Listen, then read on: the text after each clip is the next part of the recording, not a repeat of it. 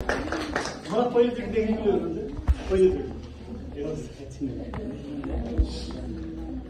हस् त यो संसार बदल्ने संसार फुलाउने एउटा फुल रहेछ, एउटा चिज रहेछ, त्यो के होला? ठिक छ।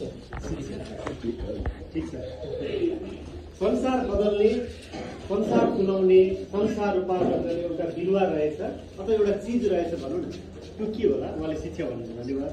के होला? शिक्षासँग जोडिएकै कुरो छ, उहाँले भनिसक्नु भएको छ। त्यो के होला? ज्ञान हो। ठिक छ। अरू के होला यो? त्यसैले बालबालिका चासो पनि हो। हजुर, चासो नभए त सुन्दैन त। चासो चाहियो नि त। चासो एकदम हस्, हजुर सबैलाई धन्यवाद। संसार परिवर्तन गर्ने, संसार रूपान्तरण गर्ने, संसार फुलाउने एउटा बिरुवा रहेछ, एउटा चिज रहेछ, त्यो चाहिँ विश्वास रहेछ। त्यो भुइँमा फुल्दैन, त्यो मनमा फुल्छ। त्यही मनमा विश्वास जगाउनको लागि आज हामी विद्यालयमा जम्मा भएका छौँ। हामीले देख्छौँ एउटा रुख छ नि, एउटा रुखमा के हुन्छ?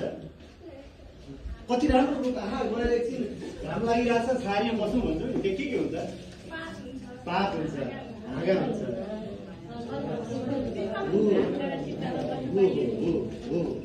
हामीले कस्तो मात्र अक्सिजन दिइरहेको हुन्छ। हो, अक्सिजन दिइरहेको हुन्छ, धेरै कुरो जोडिएको हुन्छ। धेरै कुरो छ र त रुख छ।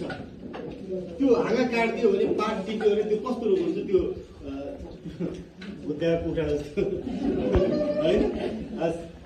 त्यसो हुनाले अभिभावक हुनुहुन्छ, शिक्षक हुनुहुन्छ, विद्यार्थी हुनुहुन्छ, समाजको धेरै होइन सहयोगी हातहरू हुनुहुन्छ। त्यसैले यो रुख रूपी एउटा बर पिपलको एउटा छहारी रूपी विद्यालय छ र आज हामी हजुरहरूले सबै भेट गरेको छौँ होइन त? हस्, हजुर सबैलाई धेरै धेरै नमस्कार। हजुरले चिया खाइसक्नु भयो? ताली बजाउनुहुन्छ? म अघि ताली, हजुर उठ्नु पर्दैन, बसेर यसो गरौँ न, यसो गरौँ न।